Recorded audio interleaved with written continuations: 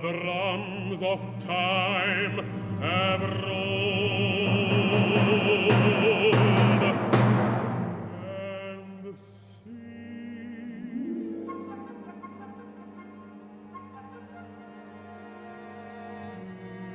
And by the bronze west, long retreat is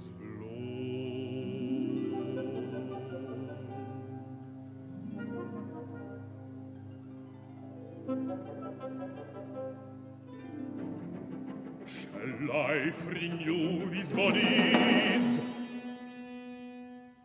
Of truth, all death will he annul, all tears assuage, fill the void veins of life again with youth, and wash with an immortal water.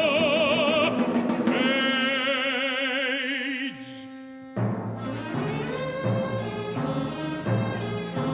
When I do ask white age, he said not so. My head hangs weighed with snow.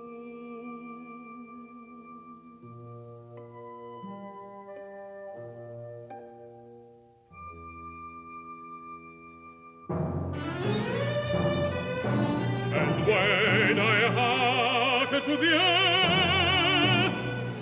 she said,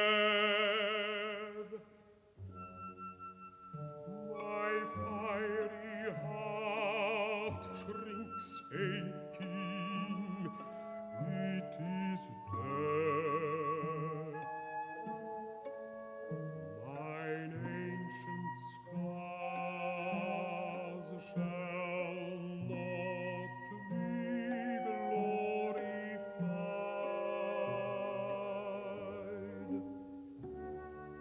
nor my titanic tears the sea.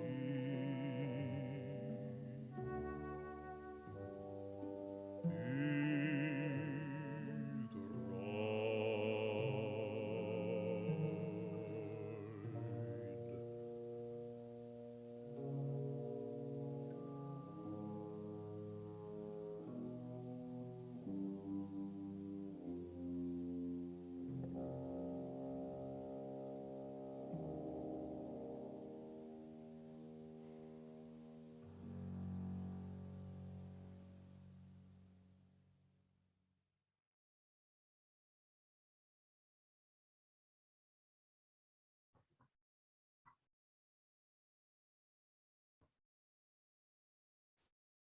I know that I shall meet my fate somewhere among the clouds above.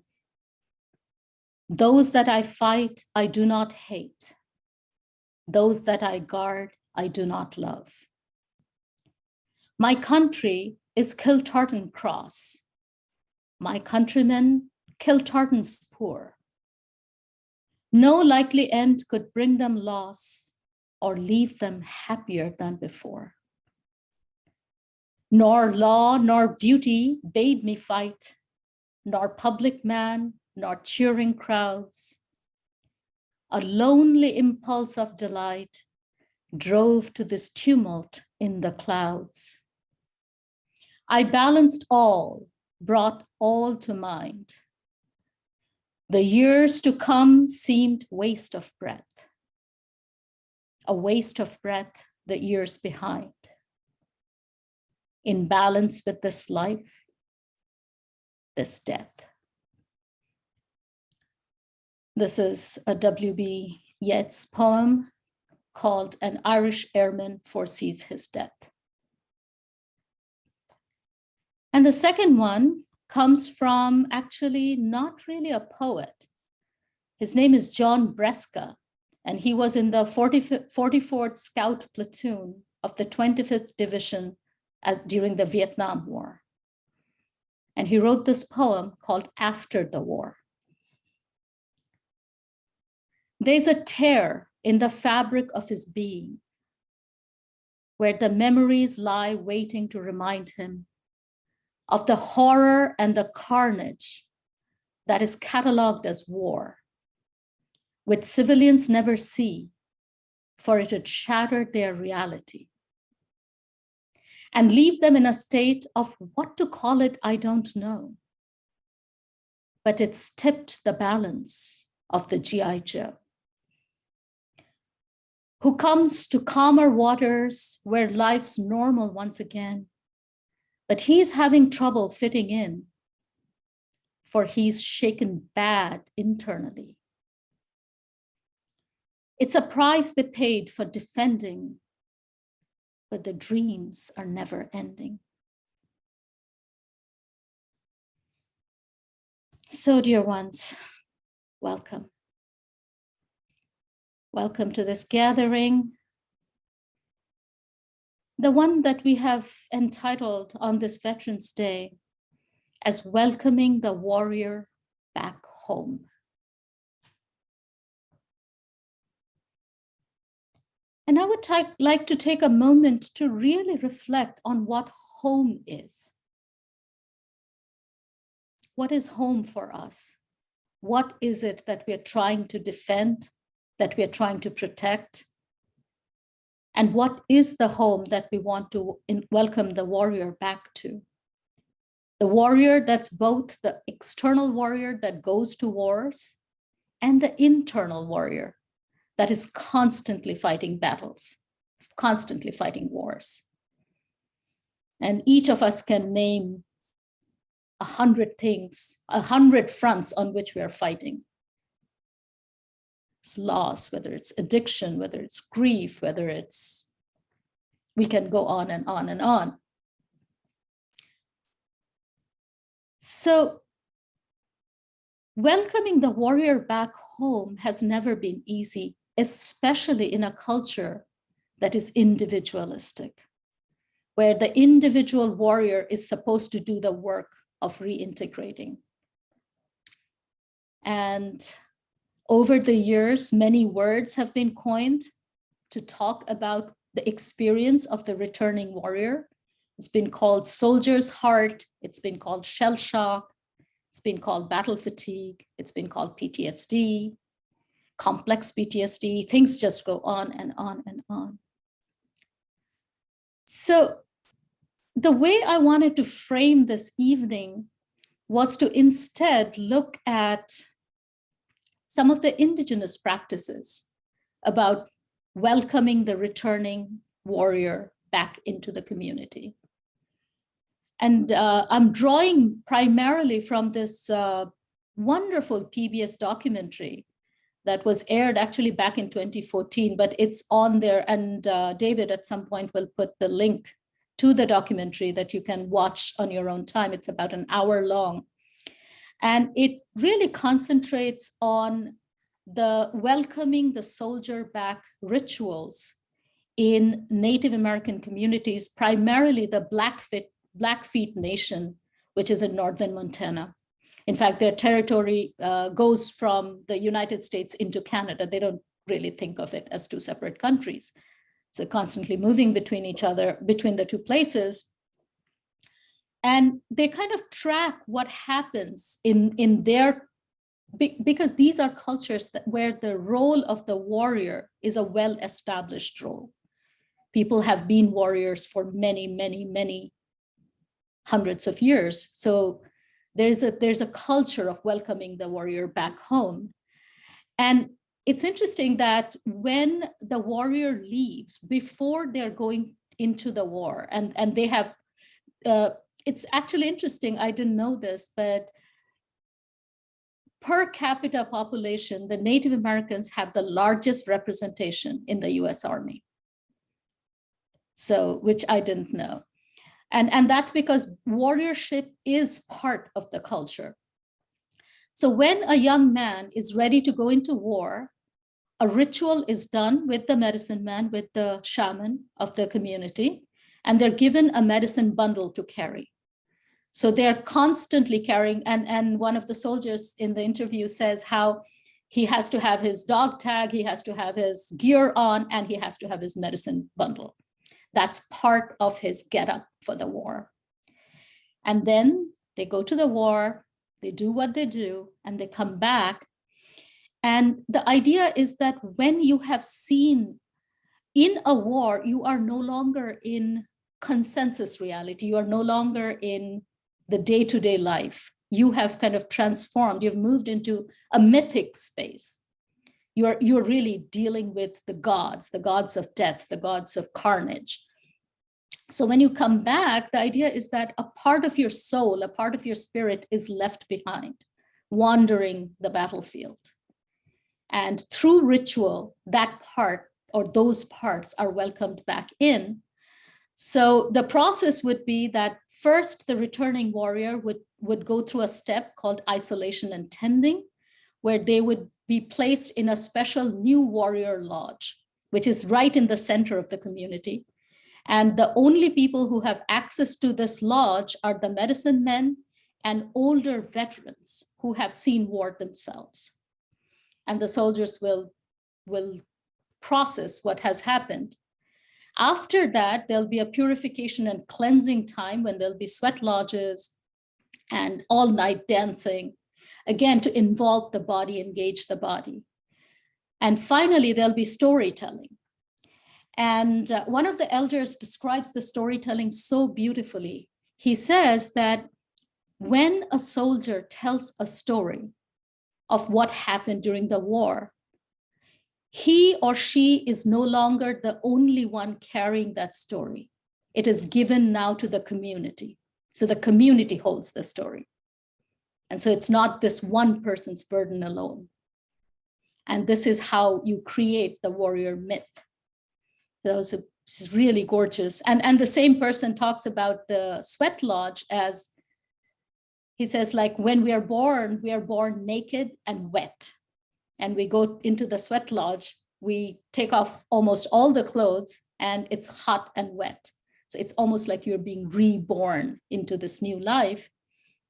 And after all that is done, then there's an initiation ceremony for the returned warrior, in which case the warrior is given some gifts, some totems, let's say an eagle feather or a particular stone or something to kind of capture this journey that they have been through. And it's typically a beautiful object.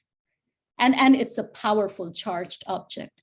And then the community is brought in and there are ceremonies and rituals and dances.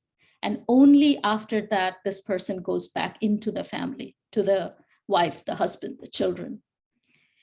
And even then it has to, many a times it has to happen repeatedly. Not one sweat lodge doesn't do it. So they might keep going back to the sweat lodge every couple of weeks. And in fact, there are some VA systems that are now trying to establish this model within the VA and has had its pushback and so forth. But it's interesting, and they have some description of those in the documentary as well. So it would be lovely to think about this model of a community, of ritual, of storytelling, and of sharing both the joys and the suffering of the war as a community rather than as individuals, that we can bring into this conversation. And I will just take one more minute to bring in a different myth, just to give maybe a little bit more texture to the conversation. So we talked about how the Blackfeet Nation in northern Montana deals with returning warriors. And now we kind of take a step back and look at the Greeks, the predecessors of the Western culture. We have the god of war, whose name is Ares. He's not a very likable guy. Most people don't like him very much. There are not too many temples dedicated to him.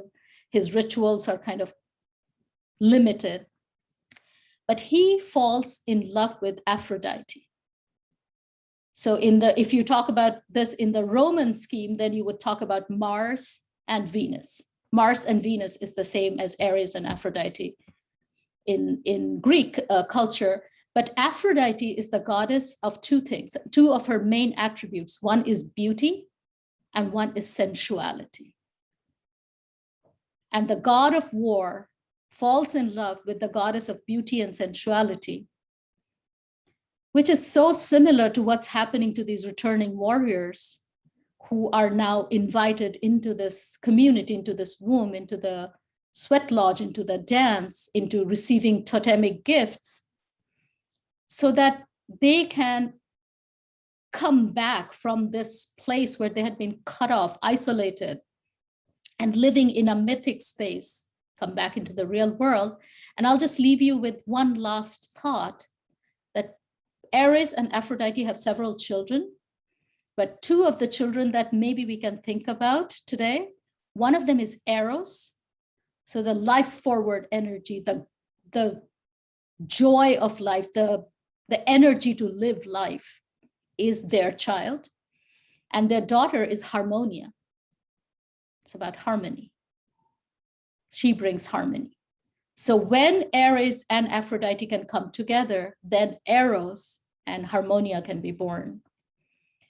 So maybe part of what we can think about is how, in our investigation of our wars that we are fighting, how can we bring in the energy of Venus, of Aphrodite, so that we can have Eros and Harmonia born into our own hearts.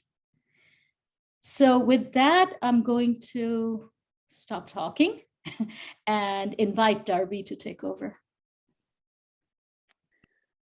Hi, good evening, and thank you so much for that, Sushmita. That was a lovely leadway into what we're going to do next. So the part that I'm going to lead is, will lead us into a meditation together where we can get in touch with where we connect with the warrior archetype in ourselves, or with the energy of the warrior, and again, how we might offer that place in us welcome and homecoming. And we'll do this by seeing if we can access an image for the warrior in us. And I mentioned that in advance because it's so important to know that when we're asked to access an image, something might come. You know, something might just show up in your visual field. You might hear something. And I really encourage all of us to just trust what might show up at that moment, even if it makes no sense and we don't understand why this particular thing showed up, but we'll just trust it and listen to it. And I'll invite us to listen to it. If nothing shows up, that's okay too. That has its own kind of meaning and meaningful experience. And then the task is to sit with nothing then and pay attention to nothing. And as always with meditations, if at any point you feel uncomfortable, then the invitation is just to come out, just ground yourself in the present moment and wait for us, and just breathe and be present. So this will take about maybe 5 to 7 minutes, and afterwards we'll take a few minutes just to reflect personally. You can journal if you want, or just reflect on your experience. Then we'll come back and share and just see how all the different pieces of tonight, what's really calling to us and what might you want to share in this container. So let's just start by just getting really comfortable and taking a few breaths together. Just breathe for a moment.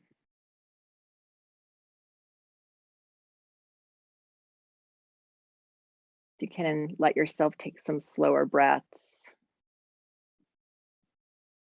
And just take note of our bodies and in the space.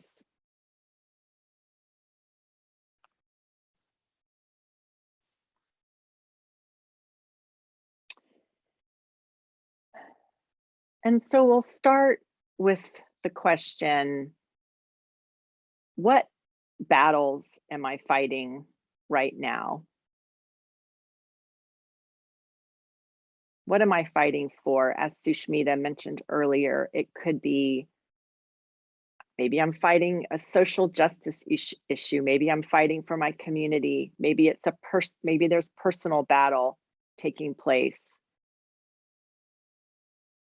I'm fighting an addiction. I want to add a spiritual practice that's been really hard to add.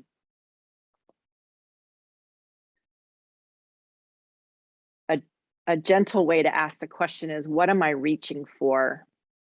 So just take a moment and we all have many things, but see if one thing really stands out that I'm fighting for now.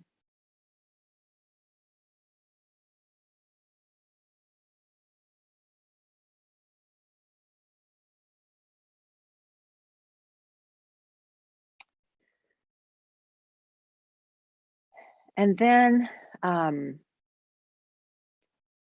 just see if an image wants to come that represents this part of us that's fighting.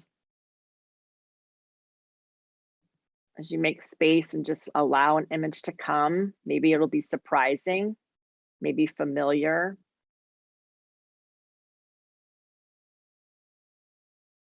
It may be a person who represents warrior energy for you. Something from the slideshow earlier, or something unexpected.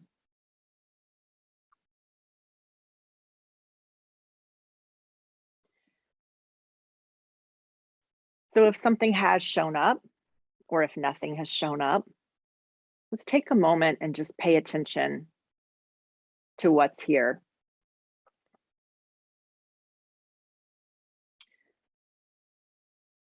See if in your body and in your mind's eye, your imagination, we can allow ourselves to get close to the image and notice it. Are there any sounds?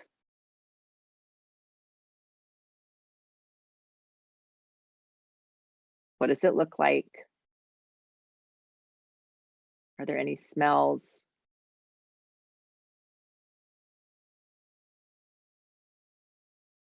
What does it feel like to be close to the image or to nothing?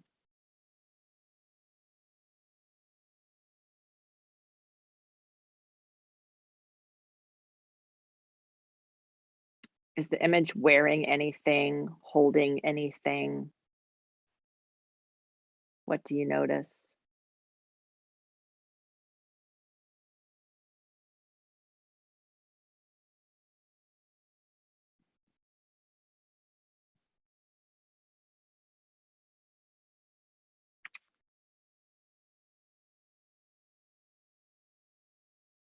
See if there's anything that the image seems to need or want from you.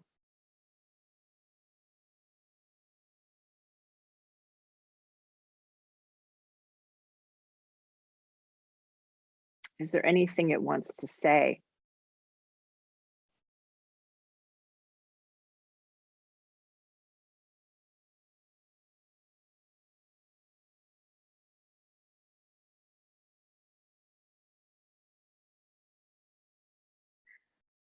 And lastly, and this goes along with the question that I just posed, but what is required for this image to feel more at home, or at home in our bodies and our lives and ourselves? What's needed? Does a specific ritual come to mind? A specific action? Again, it could be words it needs to hear.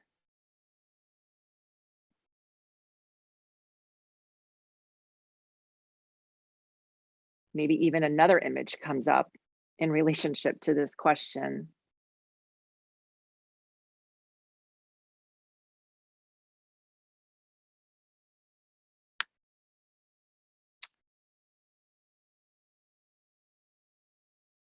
And finally, before we come out of the meditation, just check in with yourself and see if there's anything that the image would like in this space before we leave the meditative space. Does it wish to be honored in some way? Would we like to bow to the image? Does it need to know that we'll come back and spend more time with it later?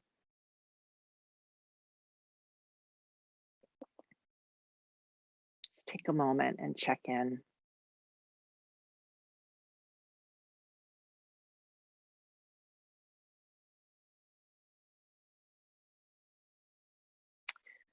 And then when you're ready, let's just gradually, gently open our eyes, come back into this space and take a few moments. We'll take about 5 minutes to, maybe 3 to 5 minutes to journal or just sit with and notice the experience that you just had.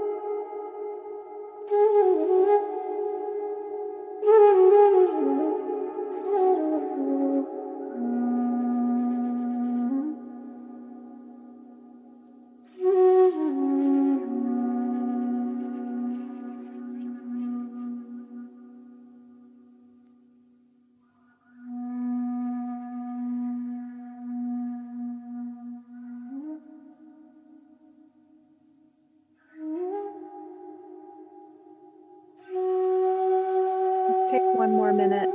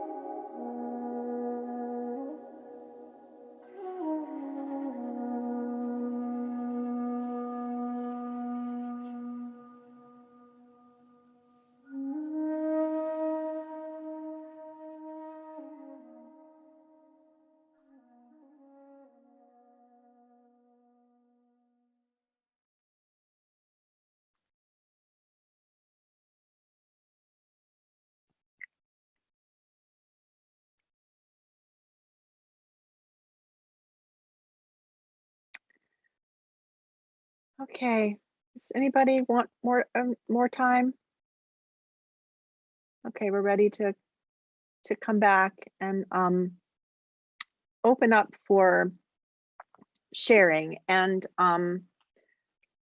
so we've accessed actually a lot of images in a short period of time here. And so the invitation is to share any of the experience that you've had so far tonight, from the slideshow, the music, what Sushmita shared with us about welcoming the warrior back home, the experience that you just had, possibly accessing an image for yourself that represents your own warrior energy right now. So yes, you can unmute yourself to share. So whenever anyone's ready, please. Yeah, and Sushmita wants to go ahead. Sushmita. I just wanted to say, and I think you all know this, but this is being recorded and it's going to go on YouTube. So of course, share what you feel comfortable being outside of the One Spirit circle. Yeah, thanks, Sushmita.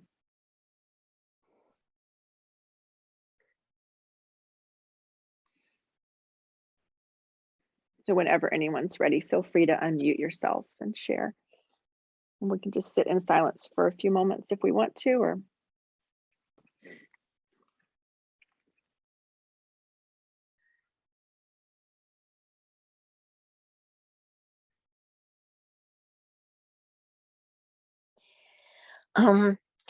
I saw a large dark red-brown bull with horns charging toward me, and I felt the bull was nudging me to exercise to get my strength back, and it was very strong.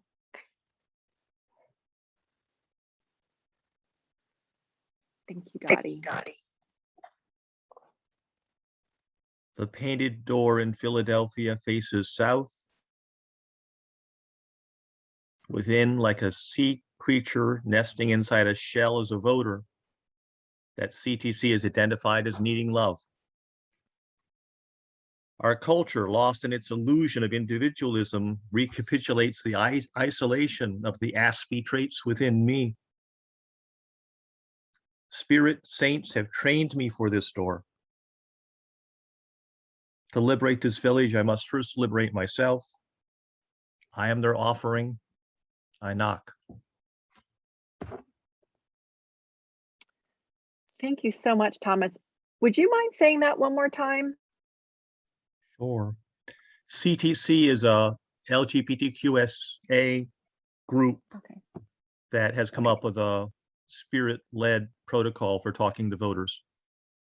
Very powerful. Mm. The painted door in Philadelphia faces south. Within, like a sea creature inside a shell, is a voter CTC has identified as needing love.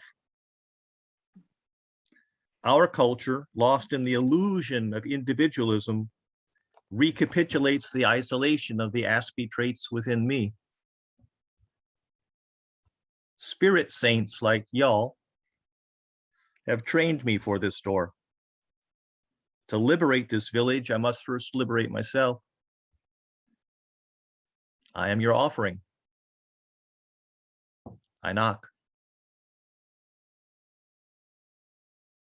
Thank you, Thomas.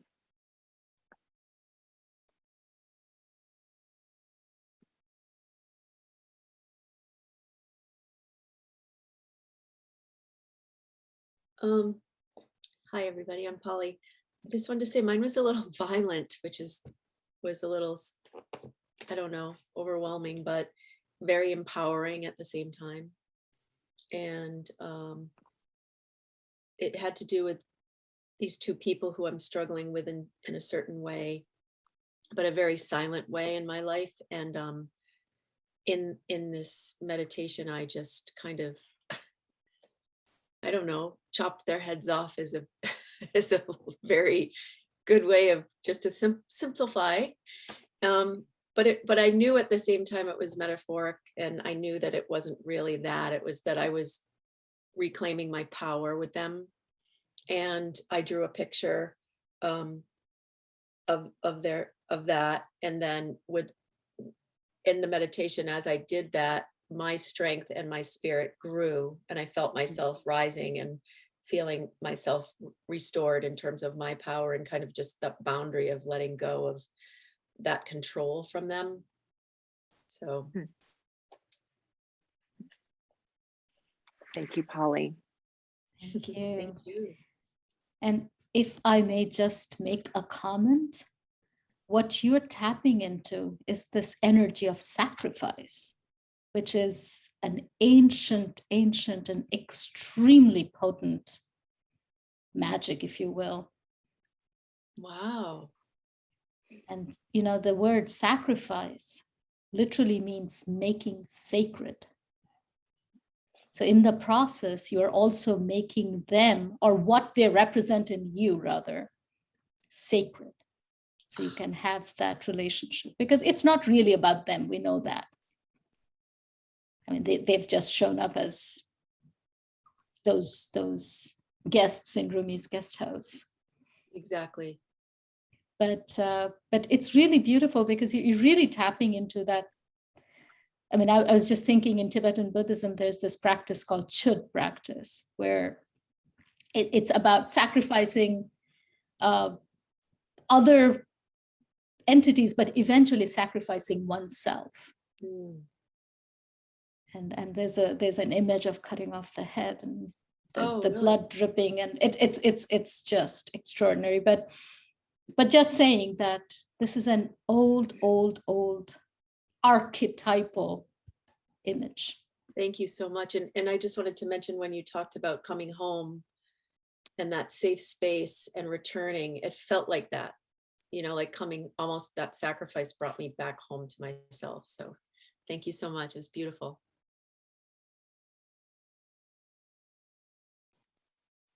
I want to say how moving this was, and I'm not comfortable sharing what came up because of the YouTube, but thank you so much for opening the door to this exploration that I needed to do.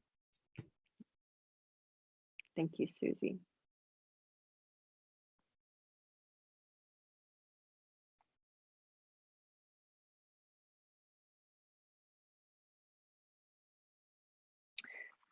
I'll share that. So my challenge, my battle that came to my mind is it's a relationship issue, and the image that came to me, at first I thought it was a fountain, and I saw it kind of up high, but then it sort of morphed into more of a waterfall, and a really, really powerful. And when I heard myself, you know, ask those questions about, is there a smell? Is there a sound? I'm like, yes, you know, it's roaring. This is a very, very powerful waterfall. And so the image for me is just this complete, like nothing held back, you know, it's just this total letting go and allowing a great energy to move through. So it's not like I'm going to be satisfied with a little trickle here of water, you know. There's this great gushing, and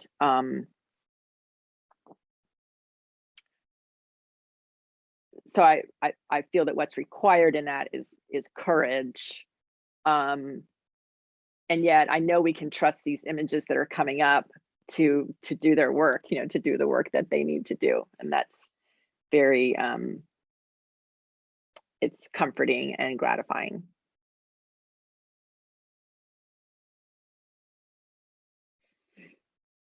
Thank you, Darby.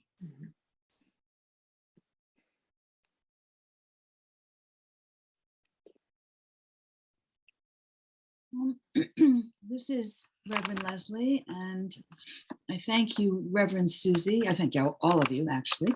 But yes, I too don't feel too comfortable sharing my struggles, knowing that it will be on YouTube. But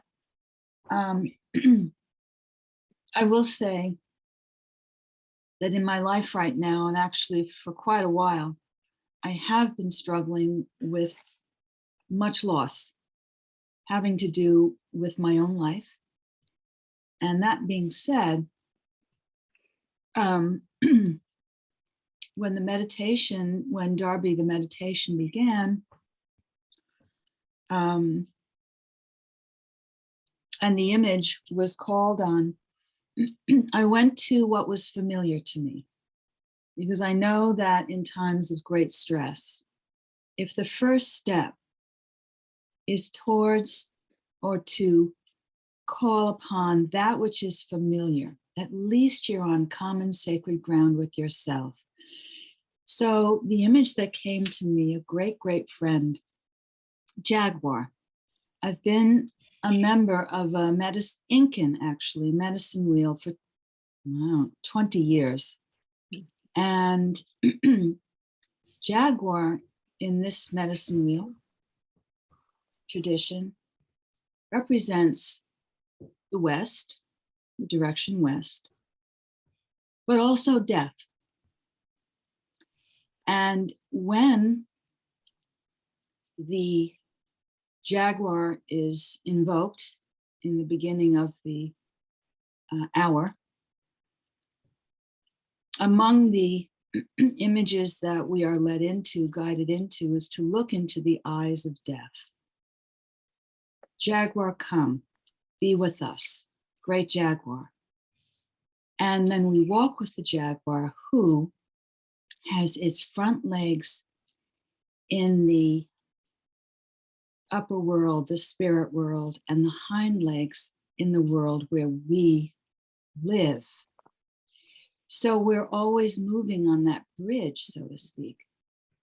And the jaguar, for me, represents the death of anything in life. I mean, obviously, but it truly has been quite a journey. And it's actually very difficult for me to talk about right now. But that shows that the jaguar is with me. And it is spoken of, this powerful animal, as a warrior of the heart. That is how we think of the jaguar, this messenger, this bringer of death, whatever that death represents or manifests as. And the jaguar is a warrior of the heart, which for me, I've grown to know this to be, this is the moment. This is your greatest embrace. This is the time when something can change and no longer be what you have been struggling with. See the light of death in the jaguar's eyes and let it bring you into an even brighter light. That's how I have thought of it. And even today, I was struggling terribly. And a very, very old colleague who had been my student a million years ago showed up.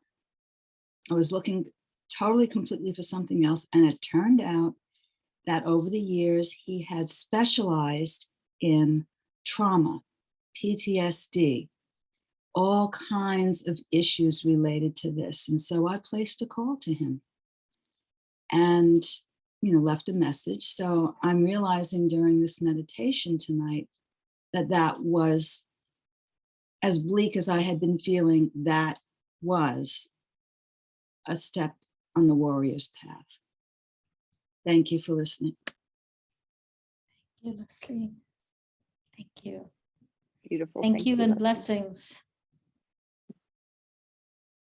Thank you.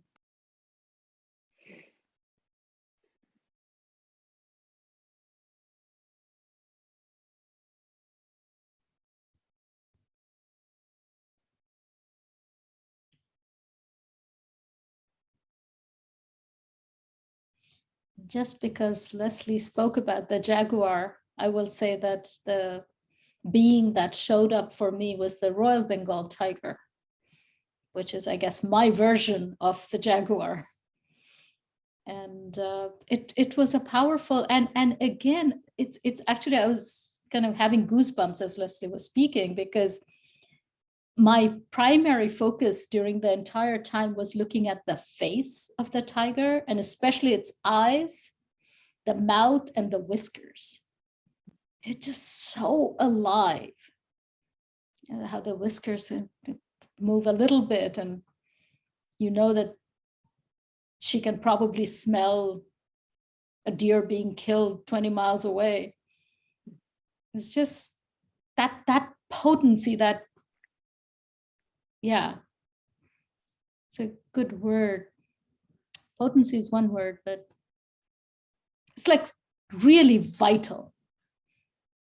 And one of the decisions I made was, I have this a cat's eye stone sphere. I'm going to put that on my altar as kind of a totemic piece, reminding me of this tiger's eyes. They're just extraordinary. So yeah, so it's interesting, the jaguar and the Royal Bengal tiger showed up. Beautiful. Thank you, Sushmita.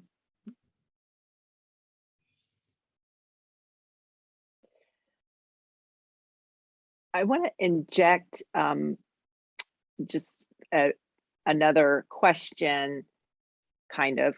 I wonder if anything would show up for any of us in the few minutes we have left, if we attempted to connect some of the dots between the slides and the homecoming that Sushmita talked about and our image. And I just want to add that to the mix of our conversation for the next few minutes. If there's a slide that stood out for you, along with the music and what Sushmita shared and your image, does that constellate anything, or any spark of recognition, I guess? I'm just going to say that, yes, several did. Difficult to look at times, but because they were so resonant with me. The one that's coming up for me right now was a sitting statue, very thin limbs, but completely hollow. You know that one? Yeah, completely hollow. And by the time we got to it, I was totally bleaked out. Yeah, not to make light of it by any means, because the violence and the war that we live in it's one of the things I struggle with every moment of every day.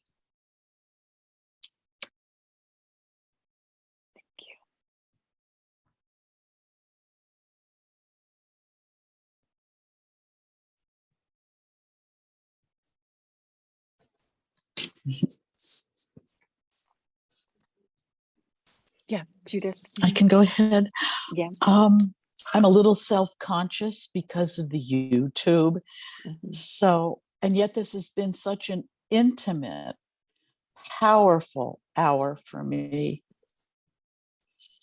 So I may not reveal too much, but I want to thank you for learning about the Native Indigenous process of integrating the warrior, allowing the warrior to be integrated back into the community.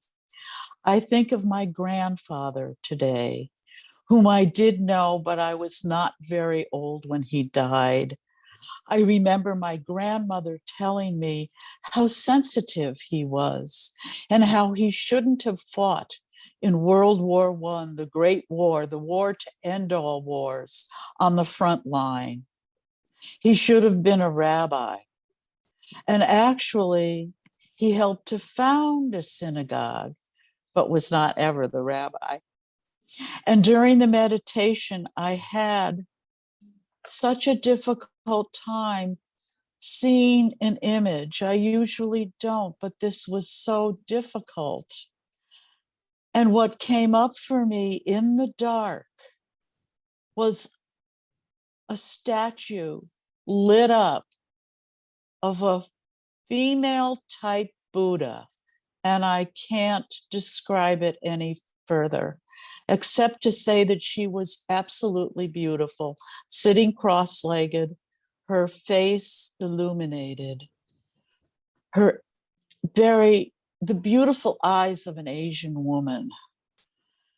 And she has given me permission to be the pacifist I really feel I am. And so even tonight, as we explore the warrior, and there is a warrior in each of us, I believe, I still come out with it as a pacifist. And she will be my touchstone now in my mind when the subject of war on any level comes up. So I thank you so much for that. And thank you for listening. Thank you, Judith. And I just put in the chat an essay by Mark Nepo. It's exactly about what you're talking about. It's a story he talks about Kuan Yin. That's how he starts, and it's called Hearing the Cries of the World. And I put the link in the chat. Check it out. It's powerful.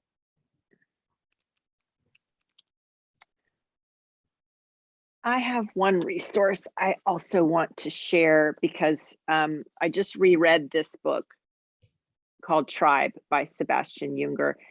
And it's so much that Sushmita talked about is in this book. I don't know if you've read it, Sushmita, but you told me about it. Yeah, I did tell you about it, but so much that you said is already here. You could have written it. I'll write that in the chat also. Yeah, and maybe if no one else has anything else to say, I want to leave you with another image, another story, again from a different culture. And this is a story that I heard Joseph Campbell teach. And he talked about it. So he used to speak a lot about the difference between a soldier and a warrior. And soldier is following orders, doing things as told. A warrior is sort of holding this archetype of the warrior. And he would often use the samurai as an example of a warrior. And he said, a samurai is somebody who is very good at the sword craft, but equally can look at the cherry blossoms and write haiku. To be a samurai, you have to be able to do both. And he told this story about a samurai. It's a gorgeous short story where a samurai has been told by the king to kill like a royal enemy. So the samurai has followed this guy and for days and days and days through forests and rivers and all of that, and eventually has cornered the enemy in a cave, knows the enemy is hiding in a cave. So finally he walks into the cave, the enemy is cowering in the corner, and he unsheaths the sword, ready to chop off the head. And the enemy turns around and spits on his face, on the samurai's face. The samurai sheaths the sword back and leaves. He has to find this guy another time when he's not angry so he can do his duty and not kill this man out of vengeance. That's a warrior, that level of honor and integrity.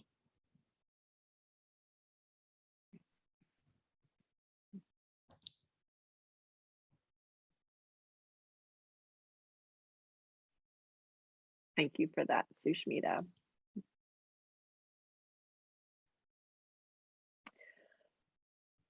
So I wonder if we want to have a, what do you think, Sushmita? Do we want to just do a chime? Or a one-word checkout? Or maybe a one-word checkout? Because we're right at the hour. Right. Yeah, let's do that. And this has been a really tender, vulnerable time, whether you shared or didn't in this space. And I just want to really honor that. And anyone who would like a follow-up, I know that I'm available and Sushmita is probably available. Yeah, so just maybe one word or phrase that you're going to carry with you. A teacher of mine calls it harvesting the pearl.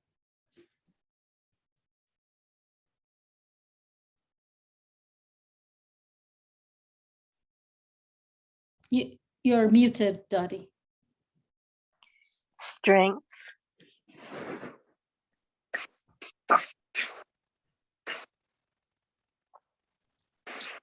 Gratitude for our warriors, our own, and those who have served in the military.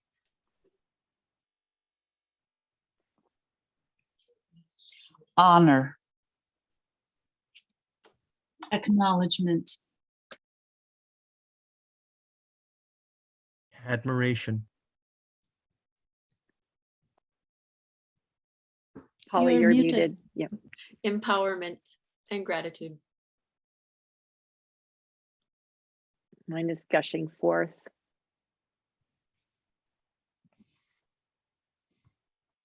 Mine is gratitude as well. Gratitude for community.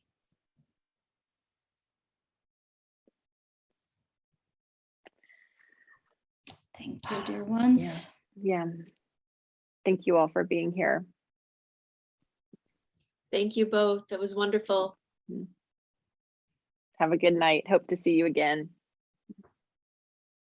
After the blast of lightning from the east,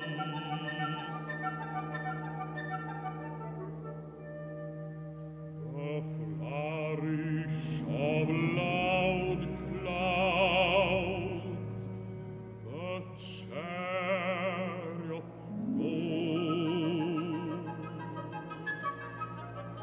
After the drums of time have rolled, and ceased,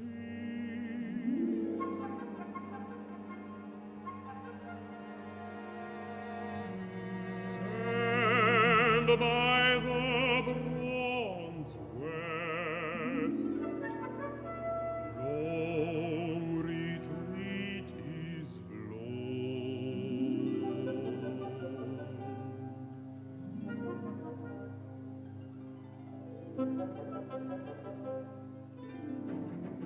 Shall life renew these bodies? Of truth, all death will he annul, all tears assuage, fill the void veins of life again with youth, and wash with an immortal water age.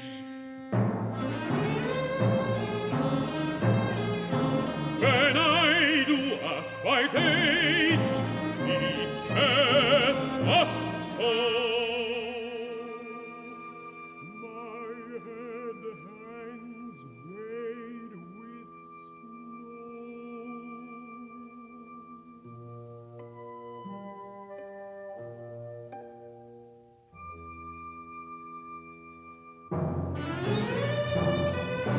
And when I hearken to the